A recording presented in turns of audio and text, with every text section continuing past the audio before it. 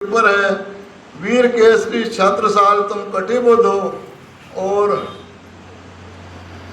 आप भी मेरे पास आए हो, इसका धर्म का पालन आप ही करोगे और हम तुम्हें विजय प्रदान करेंगे जो भी लड़ाई करोगे। इसलिए धर्म की रक्षा तुम्हें ही करनी है और तुम्हारा नाम सदा धन्य धन्य होगा। छत्रसाल दृढ़ विश्वास करके श्री जी ने उनको प्रसाद दिया, एक रुमाल दिया। रुमाल लेकर वो प्रसाद लेकर अपने घर गए। वहाँ जाके उन्होंने रानी देव कुंवरी से बताया कि मैं जिनकी 12 साल से इंतजार कर रहा था, आज वो चल के हमारे पास स्वयं ही आ गए हैं। मैं तो उनके दर्शन कर ही आया हूँ और आप भी उनके दर्शन करके आत्म कल्याण का लाभ लें। तो जब रानी ने यह बात सुनी तो मजली रानी कुछ सखियों के साथ श्री जी के दर्शन करने गई और दर्शन करके आई। तो जब राजा आए तो तब दोनों ने आपस में जो विचार करा कि हमें जो है उनके दर्शन होंगे, हमें ऐसा भी करना चाहिए कि उन्हें अपने घर बुलाना चाहिए। तो दोनों विचार किया।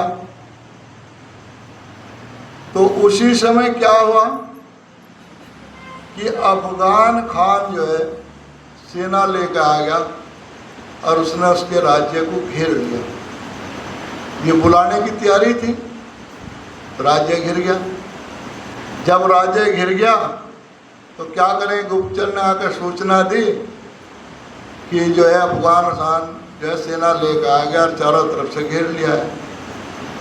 तो छत्रसाल जी जो है खिजड़ा मंदिर में कथा सुन रहे थे। तो छत्रसाल जी खड़े हो गए। तो प्राणनाथ जी ने पूछा, भाई क्या बात है छत्रसाल जी? अगर जी कुछ नहीं ना कुछ तो है। कहने लगे मेरे राज्य पे जो है औरंगजेब ने सेना भेज दी और उसका सेनापति अफगान आकर उसने हमारे राज्य पर चढ़ाई कर दी है और मुझे तो उसके साथ लड़ाई में भी बिजी रहना पड़ेगा। क्या पता कितने दिन लड़ाई चलेगी।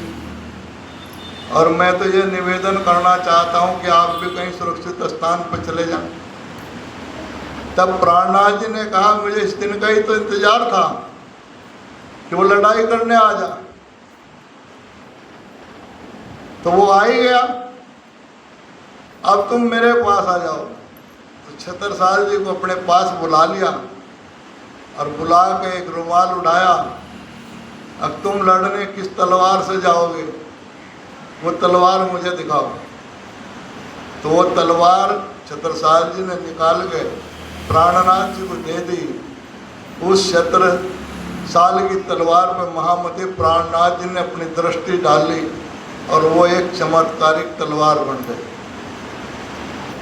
जब उस तलवार को लेके युद्ध में गए तो महामती प्राणनाथ जी ने कहा था कि आज तुम युद्ध में जा रहे हो, तुम्हें इस तलवार से किसी को मारना भी नहीं पड़ेगा,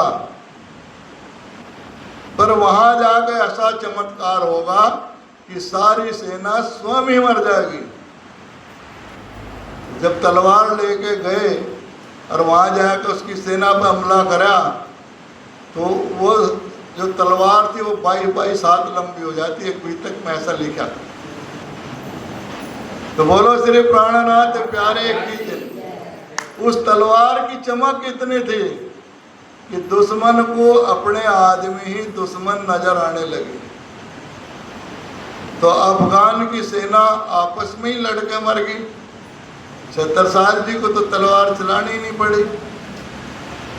तो जो उनके साथ बुंदेले थे उन्होंने प्राणनाथ जी के सामने वादा किया था, अगर आज हम ये युद्ध जीत गए तो हम सारे बुंदेले आप पे विश्वास ले आएंगे।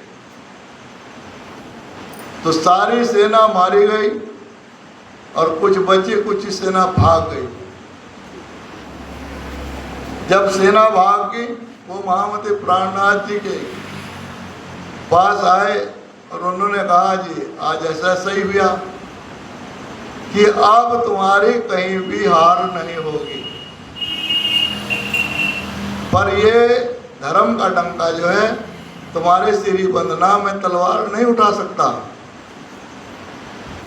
सहायता मैं करूंगा, जहां भी जाओगे जीत तुम्हारी होगी।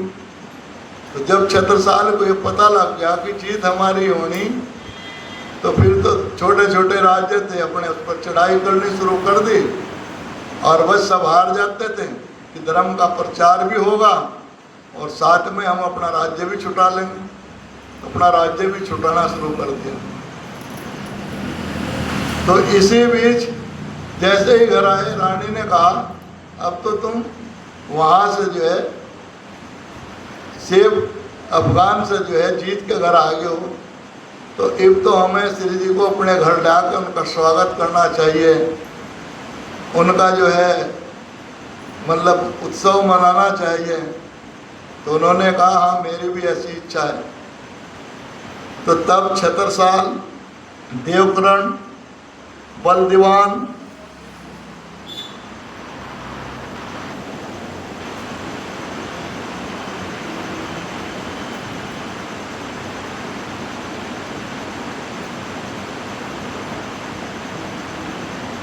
और सूरत सिंह पालकी लेके उन्हें लेने गए। तो छत्रसाल जी की हवेली कहाँ थी? आप पन्ना जी में गए, देख के आए। ये कथा में प्रसंग वही है। चोपड़ा का जो मंदिर है उसके पास जो हवेली है वही हवेली है जिसे देखने जाते हो। तो चोपड़ा के मंदिर पे उन्हें लाया गया। चोपड़ा के मंदिर पे लाके जो है पालकी से उतारा गया। तो जब पालकी से उतार लिया गया, फिर क्या हुआ? तो रानी ने कहा, भाई अब जो है पैदल जाना, तो इनके स्वागत में कुछ तो करना चाहिए। तो क्या कराया था? पावड़े बिछाए थे।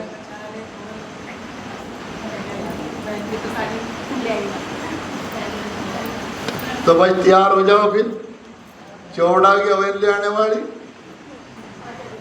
बोलो श्री प्राणनाथ प्यारे की।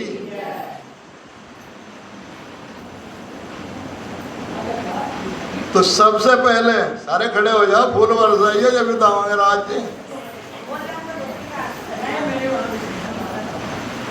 ये फूल ले लो यार।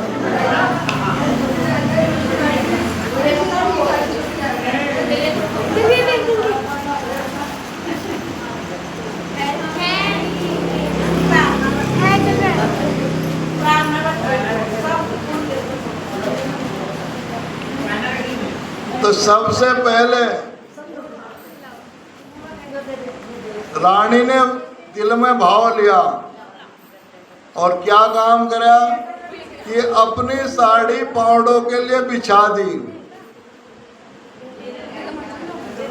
लेकिन छत्रसाल जी ने कहा, वो तुरंत साड़ी उठा दी कि पहले इस पे अधिकार मेरा है। तो छत्रसाल जी ने पावड़ों के लिए अपनी पगड़ी बिछा दी। रानी को इस बात का बड़ा दुख हुआ कि आज मैं भी मर्द होती तो यह अधिकार मुझे मिलता। तो राज जी ने उनके भाव समझ लिए और वो पगड़ी छोटी कर दी, सिंहासन तक पहुंच नहीं पाई। तब राजा ने कहा, तुम अपनी साड़ी बिछा सको। तब रानी ने साड़ी बिछाई तो महामती प्राणनाथ जी और श्यामा महारानी जी उन पावड़ों पर चल के अल्लाह के सिंहासन पर पुतराया। तो बोलो श्री प्राणनाथ प्यारे की, सदगुरु महाराज की जय। अब इसी के साथ एक भजन हो जा। श्री राज मेरे घर आए।